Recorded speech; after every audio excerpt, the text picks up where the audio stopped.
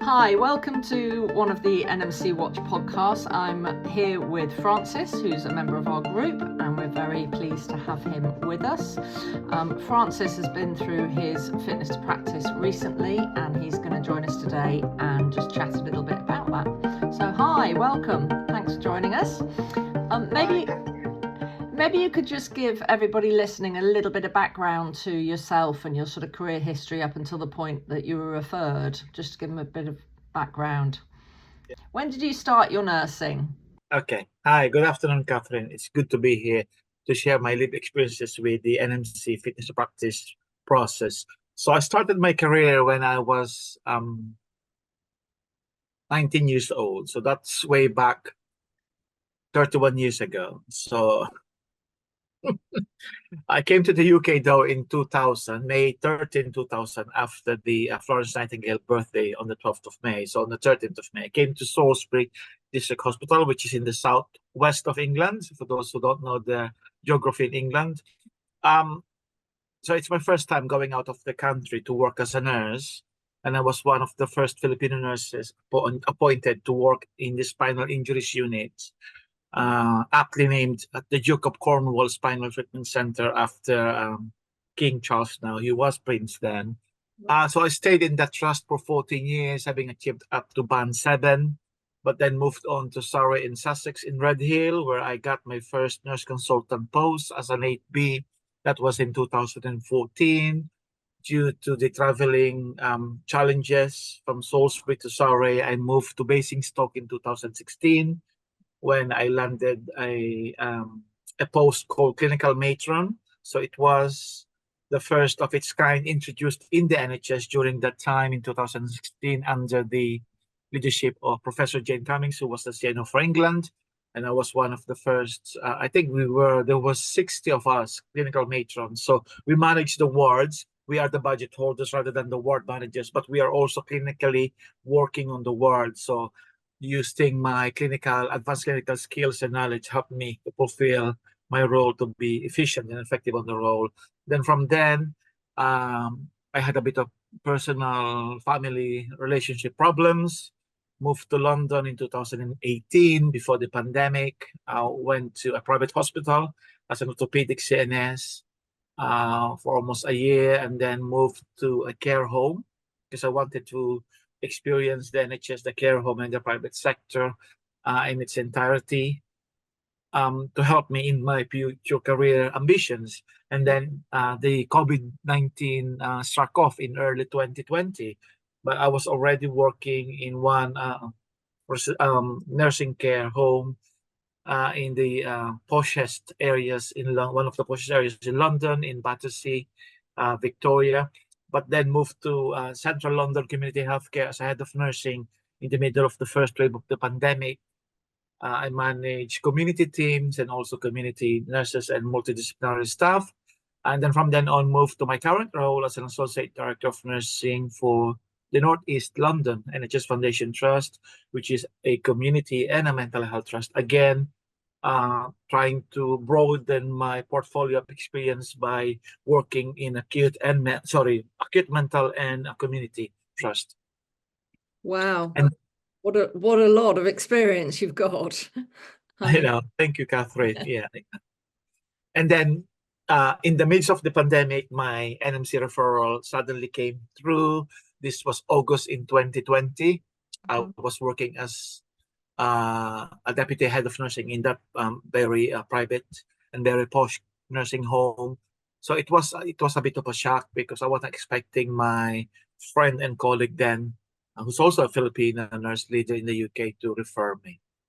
So if you don't mind, just tell us a little bit about the referral. So you obviously say it was quite a shock to receive it. You had no anticipation that it was coming at all.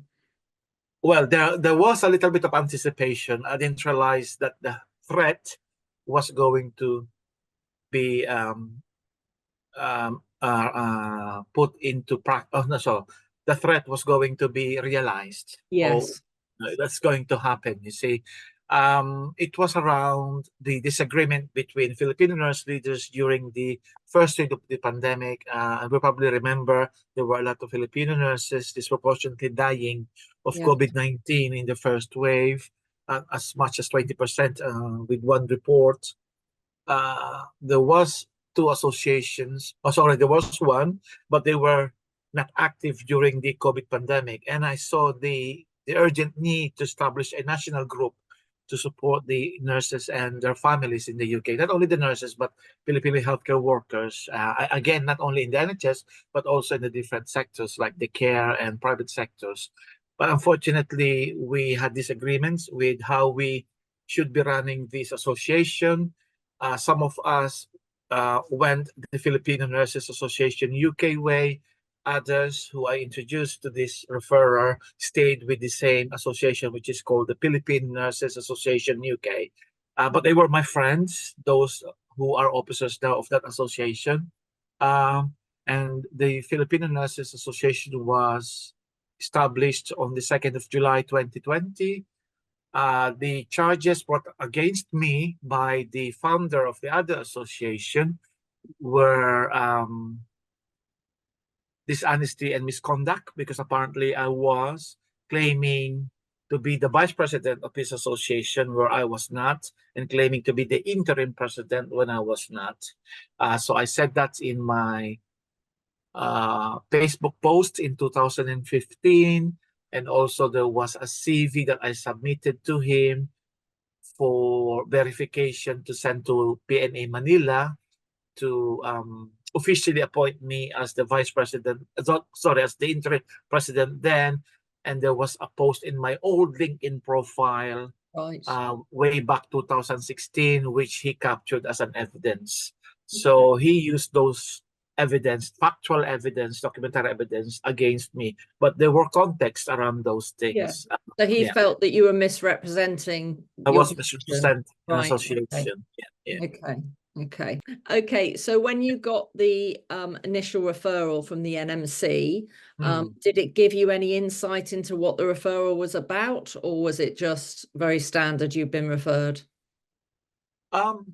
I think there was information around misrepresentation, and I think that's the word that they use, the referrer, misrepresenting Philippine Nurses Association UK, and then the dates were given, and the evidence supporting the allegations, Yes. the documentary evidence supporting the allegations. So it was clear on the letter that I've received from the NMC via egress account, as you know, on a Friday afternoon. On a Friday afternoon. Sorry, After my 5 dog was o'clock. deciding to bark in the... So how did it feel when you first got that referral? How did you feel? So bearing in mind, we were in the middle of a pandemic, Yeah. worst pandemic that the world has ever experienced. I really felt betrayed, as if the world ended, because I've never had any complaints against me, not professionally. I might have some arguments with my family and friends, but that's beside the point. This is the first time ever in my professional life. I've been a nurse, as I said, for 31 years, but during the time it was 29, 28 years that such an allegation against me has been lodged. And there were uncertainties. I nearly had a heart attack. Bearing in mind as well, sorry, I forgot to mention at the beginning, my youngest brother, who was 37, had a heart attack the previous year in 2019. When I received the news, I was at LSBU doing my professional doctorate in nursing. So it came as a shock, and I just thought of my children, to be honest with you, Cathryn. If I didn't think of them, I would probably have suffered a heart attack as well, because I'm considerably older than my younger brother, who was 37. But my lifestyle is a bit healthier than him, unfortunately. But yeah, he died of a heart attack, and I was just thinking of his fate. So I really didn't want my children to suffer the same fate as their cousins. So I really thought of them. Really prayed. I believe in God, so for Him to give me guidance and strength during these turbulent times. Yeah, and then I called my family. I called my partner who was at work. I called my ex-wife, my best friend, so forth and so on. So I just had to speak to someone because Yes. I've never been in this position before, and you don't know what you're facing. No, no. Um, And like you say, you were having to carry on through the pandemic as well, whilst all this stress was going on. The most incredibly stressful period of our nursing career anyway, and then also having a referral on top of that. yeah. Yeah. So, how long was it between your referral and going forward for a hearing? Did you get the opportunity to give the NMC any information to try and explain things? How did that go? Yeah, so I did. I was given the opportunity to explain things to give my side of the story, but I feel that I wasn't advised enough, and the advice was a bit of incomplete advice from my RC and legal team, unfortunately, during the screening stage of Right. the process. If I've known that the allegations could have been thrown away at the start, i.e., within few months of the referral, then I would have really worked with the evidence that I have provided to the RC and legal team. They didn't Right. explain to the process properly. They probably did, but it kind of lost in all the anxieties and Yes. stresses, and Yes. with the COVID pandemic, those people who are dying and families coming to me for support, establishing an association. So all of these were all happening at the same time. And then I do have some concerns with my ex-wife who was diagnosed with a stage 4 lung cancer during that time. And even though she's my ex-wife, she's still the mother of my Yeah. children. Yeah. So I have to support her and support my children as well, because they were in their teens during the time. So a lot has happened and a lot have happened. Yeah. And then I've also have to maintain my my source of income. I have to work as a Yes. nurse, and Yes. luckily, Yeah. the employers who employed me were still happy to employ me despite the referral. You see, Yeah. I know that others were not as fortunate as me, Catherine, and Did you I, have any interim order at all, or were you? no, there were no No. interim orders. There were no conditions of practice. I wasn't called in straight away. Sometimes people will Yeah. be called straight away one day Yeah. for an allegation of fraud, misconduct, or misrepresentation, or whatever, or similar allegations. You will be asked to attend a hearing, isn't it? Yes. That's, Interim court so hearing. do you feel kind of now what you know, you would have done it slightly differently? You said about maybe engaging in the screening process. Was that because the RCN advised you not to speak directly to the NMC, or was it just now that you've learnt things, you feel that's what you'd want to do?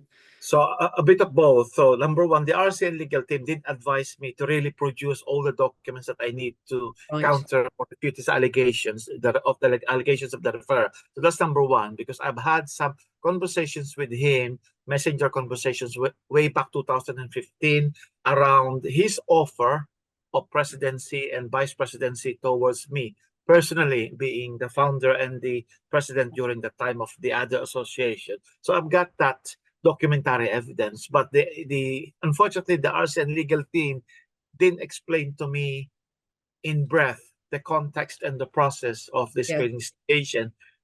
All of those things that I now know, I Yeah. didn't know during that time, because otherwise I would have provided all the evidence to them to Yeah. refute allegations, including testimonies from 6 witnesses who refuted his allegations because of what they've heard from our discussions. Yeah. So there were witnesses who could refute his allegations. Yeah, so unfortunately, I'm one of those who suffered in the process because of the failure in the systems. Yeah. Okay. So hedging forward, moving forwards to the next sort of stage of things. So the next stage was really the hearing, was it? You were told that there would be a hearing. Yeah, so the hearing was initially scheduled in 2022. It was cancelled. I think I went into depression, Catherine, for some reason. I don't know whether it was my depression or some family relationship problems or something else. But that was cancelled, and it has to be rescheduled. And then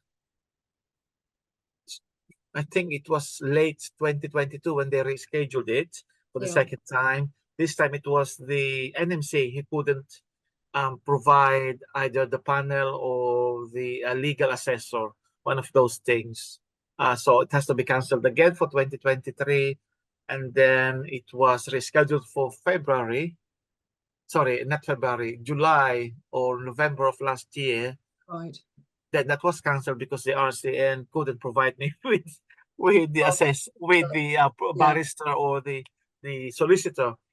And then finally in February this year, it was supposed to happen. And then my RCN barrister became ill and Right. with autoimmune disorder. So my case has been cancelled. It was rescheduled for October of this year. I then finally put my foot down and said, actually, no, I want it please to be over as soon as possible. So um the nearest date that you could provide me, please, apart from October and November, I would be very grateful. So they gave me the August. The August. So you had your hearing in August. I had my hearing in August, from August the 12th to the 19th. Yeah. Did you feel prepared for it? Did you feel ready for it? No. I wasn't prepared. I did my due diligence though, studied some of the NMC cases from the past, read a lot of NMC cases on their website. Obviously, I went onto the NMC Watch Registrant Care website, which is very helpful. A lot of information and resources out there. I have spoken to a lot of people who have gone through the process. I joined NMC Watch Registrant Care group. So they all helped me to prepare in what to expect. But if I'm only depending on the RCN legal team, Cathryn, it would have not been enough because I was only given an hour of conference time to prepare, and that's not enough. So, I've been studying a lot about laws in the UK, employment laws. I've been watching a lot of courtroom dramas. They might be, courtroom dramas. It might be for entertainment, but you're picking up some lessons there along the way. And also, I'm supporting a lot of Filipino nurses and they're going through their fitness to practice hearing themselves.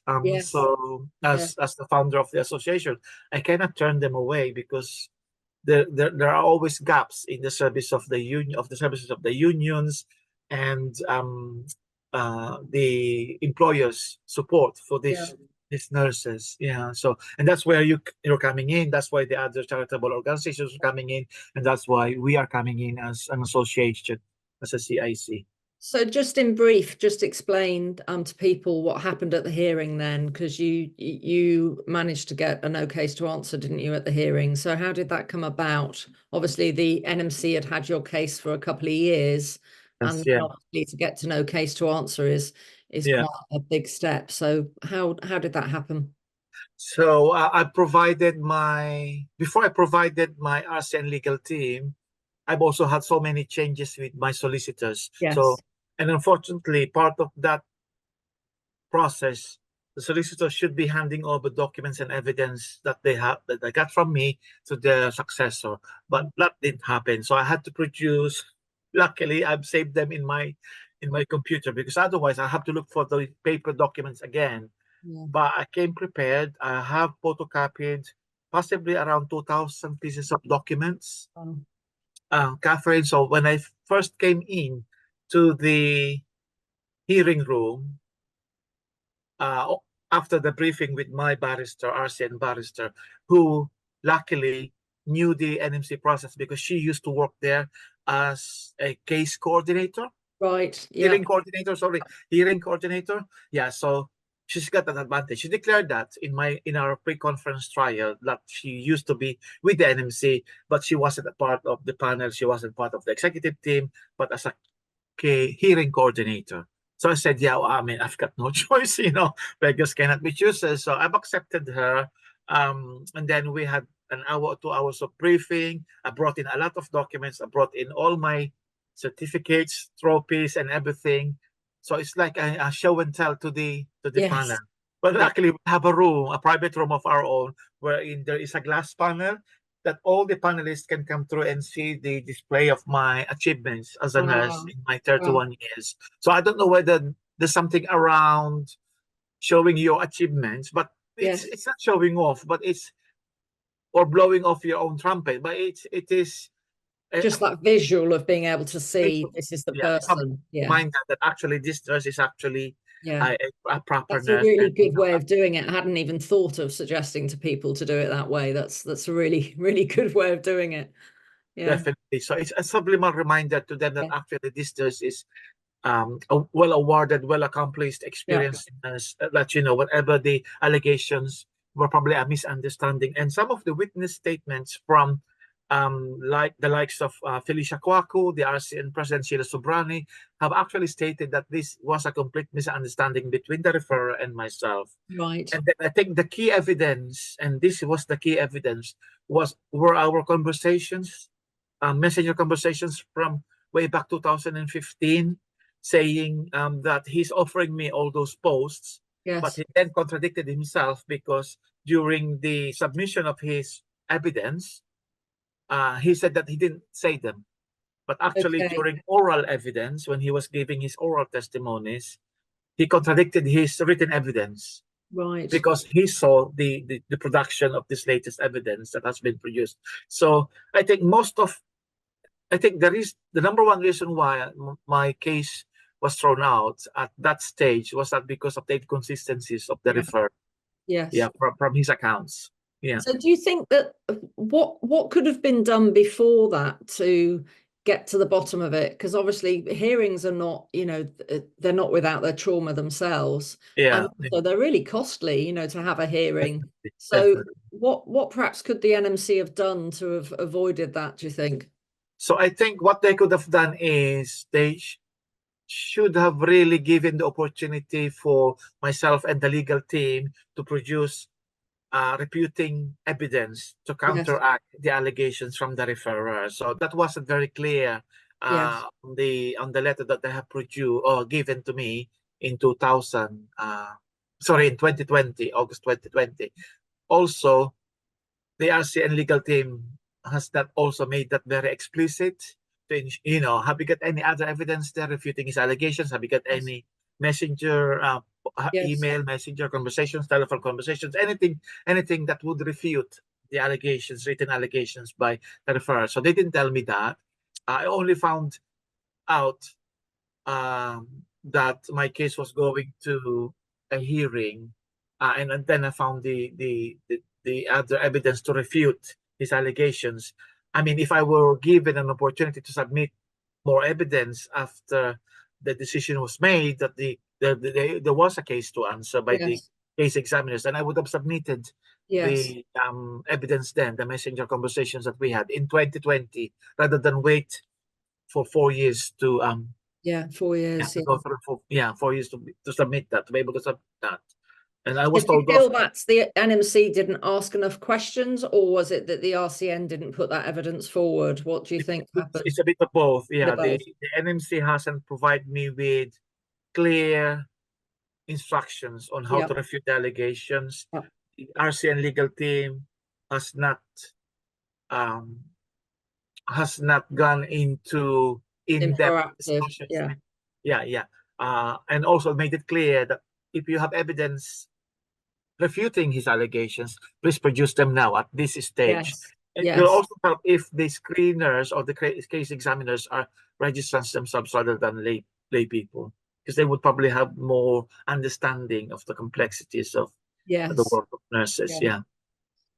I mean, it's difficult, isn't it? Because the RCM will say, obviously, they've got limited resources and they've got a lot of cases and they're having to just sort of, deal with what's in front of them. But for you, the person going through it, it's, you're so reliant on what they do or don't do. So, okay. So was there any, after the case closed, I mean, because I gather the other party was also a registered nurse. So was there Yeah. any feedback to that person on what they could have done differently, whether the referral was appropriate? Do you know? I don't from that point of view, I don't know, Cathryn, but what I know was that my RCN legal team has asked me for some feedback about the services, and I will put a date on my diary to do that. I just wanted to rest for a bit and don't Yes. relive the trauma, if you see what I mean. Yes. I Yeah. will feedback to them, and I will really point out to them that this could have been done better from the screening stage, Yeah. from the evidence that I'm gathering. And I mean, there was even a time, Cathryn, that the RCN solicitor, not the barrister, RCN solicitor, was asking me, can you tell me, why are you sending me all these documents? Why are they pertinent to your case? Right. And these are witnesses, credible witnesses statements. So she obviously hasn't read them. She's Yeah. just asking me Yeah. for their Very. significance Yeah. without reading them. So she would have not asked me if she read the significance and knows my case.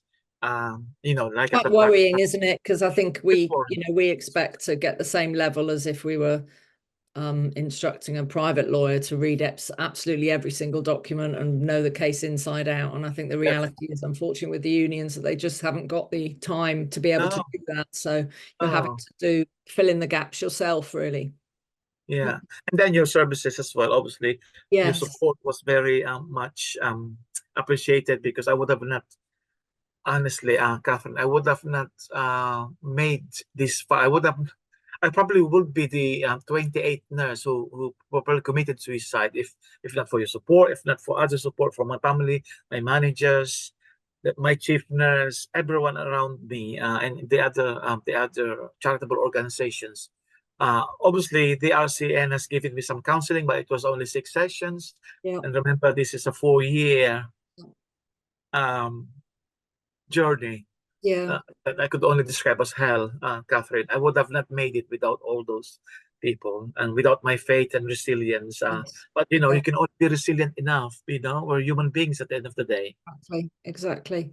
And obviously now the case is over. I mean, people describe it as being almost hit with a sledgehammer once they're released from the hearing, and even though it's a positive outcome, you can feel quite overwhelmed, I think. So how have you been since the case closed?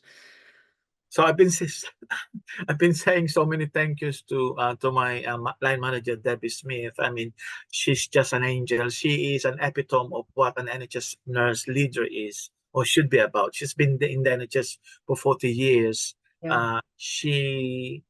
She trained at the same time as Ruth May, our Right. just recently retired CNO for England. So I mean, you could tell that she's really a passionate and compassionate nurse and leader, and she's just very supportive. If not for her and my chief nurse Wellington, I would have not managed to land 2 promotions, Yes. within these 4 years. Imagine, and my networks who supported me, those testimonies of more than 30 nurse leaders nationally. I mean, they've all supported me. Hence, I've written them individual emails and thank yous Yeah. after the decision was made on that day, when was this? On the 12, 13, 15th of August. I Yeah. would remember that Yeah. day, 15th of August at 5:30 p.m. Virtually, I was told there was no case to answer. I broke down I in tears. bet. I bet. I I was bet. fading like a And it baby. just shows as well, doesn't it, that even with that massive level of support, it's still really traumatic. It's And true. even with a positive outcome, it's still really traumatic. And it makes me think of all those people that haven't got that level of support. There's so much more for us to do to try and find them and help them. Yeah. Yeah. And I'm so sorry I wasn't at the NMC peaceful demonstration last week. Yes. Unfortunately, my daughter wasn't very well, so I sent my apologies to It's fine. We'll be there every Naomi. month, so don't But worry. but I will be in London next week, so I will be Yeah, supporting, and we I will. promise I will We be will there at be some there. point. Yeah, yeah. So life now, obviously, it's trying to move on forwards. What do you think your message would be to anybody going through fitness to practice at the moment? I mean, it's very hard, so I will only share my experience, because obviously people have different coping mechanisms, different support systems in place, different resilience and grit in ourselves, isn't it? It's personality, how we were raised, so forth and so on. I would say, but bearing in mind as well that the NMC process is not fit for purpose because of as we know, the culture report, fifth It culture is what it is. Yeah. report. Yeah. Ensure that you have a support system in place. So that's the first one. Number two, be honest as possible. I mean, that's always been my ethos. Honesty is the best policy, but show remediation, show insight, demonstrate that by doing A, B, and C. So I know that NMC Watch Register on Care website will have all the resources and advice available in there. join NMC Watch Registrant Care because, Cathryn, you've been through hell. What I've been through is nothing compared to what you've been through. You were struck off, but you put them at the higher courts and you exonerated yourself. So get somebody as well. And, I know that NMC Watch Registrant Care has a system in place for support system for bodies. So have that. Ensure that your line manager is supporting you, your friends, your family, but also engage in the process. Yes. Demonstrate NMC that you are engaging and you're trying to clear your name. I know that unfortunately, the NMC process again, compared to the criminal courts, we have to prove our innocence rather than our guilt, isn't it? And then proven guilty. So it's the opposite in the NMC process. You have to prove your innocence, yeah, because otherwise you're already assumed as guilty. Quote and unquote, but obviously that's the opposite of the criminal courts.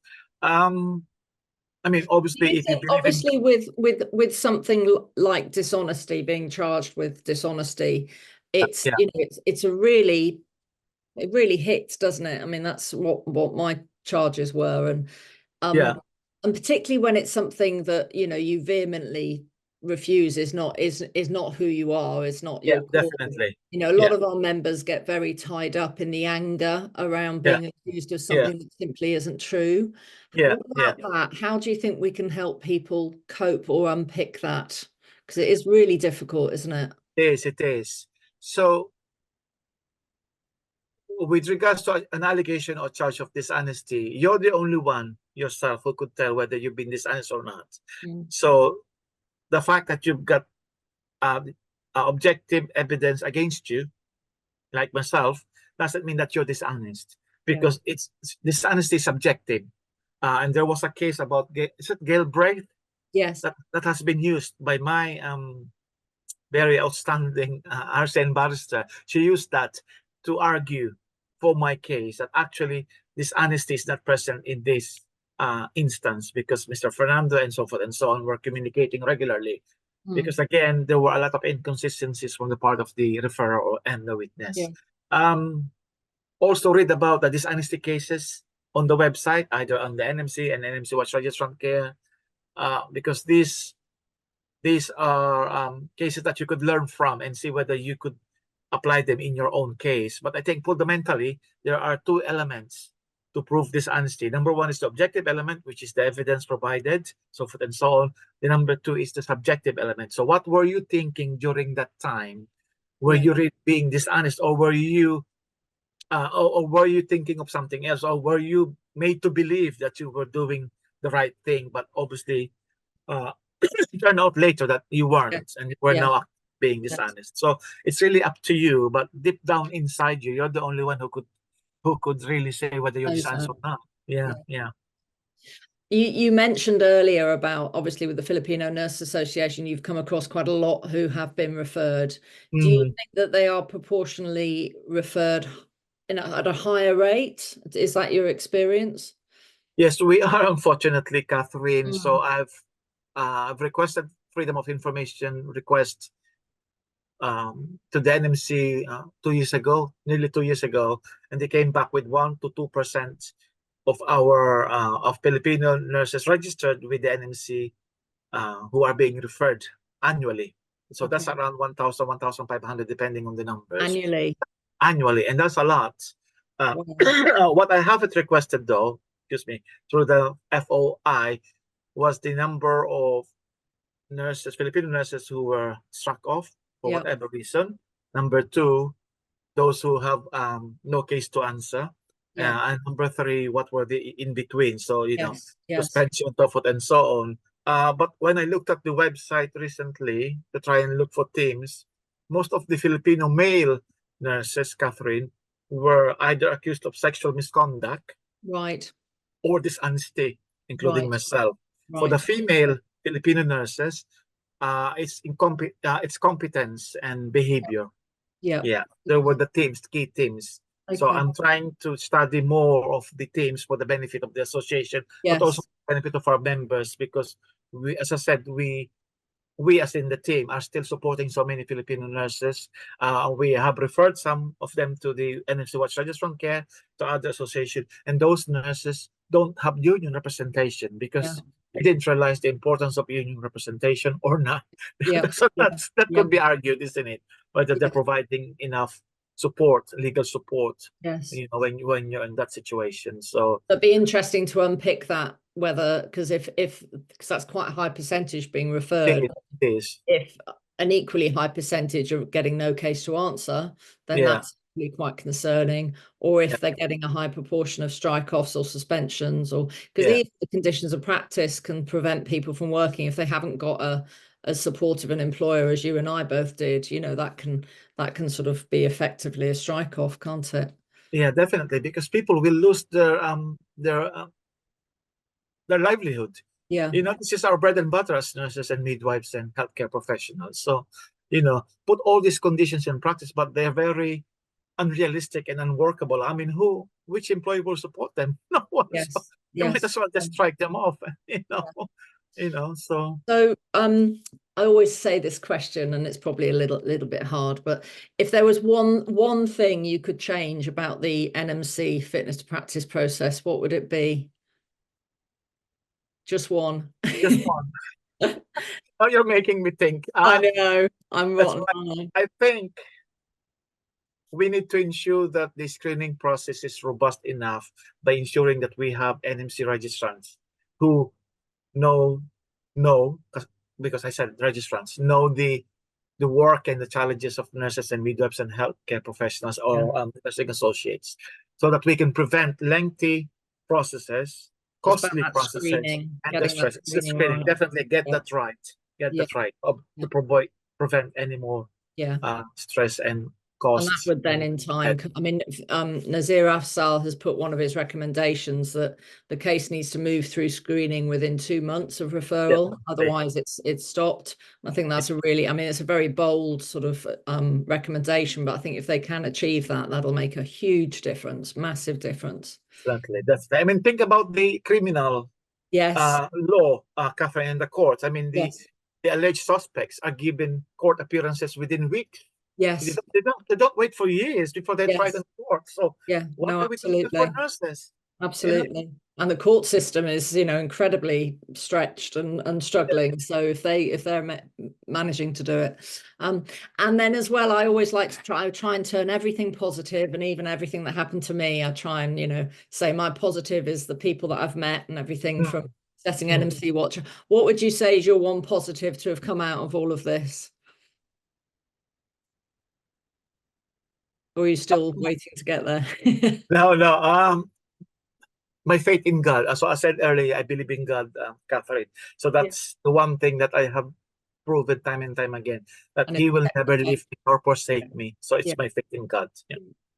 Thank you. Well, thank you so much for talking to me, and I'm sure lots of people will get real benefit from hearing your story and hearing everything you've had to say. So thank you so much. Cathryn, you know, I'm offering myself to be a buddy. Yeah, so I'm still available. Fantastic. And I will contribute monthly to, you know, to the cost. Fantastic. Thank you so much. For the NMC Watch Registrant Care. So thank you very much for all your support. Perfect. I know just you, but the whole team behind you. But thank you from the bottom of my heart, from my family, from my children, from my friends. More than welcome. All right. From the nearly 50,000 Filipino nurses in the UK. We thank you. Bless all right. Bye-bye. Thanks so much.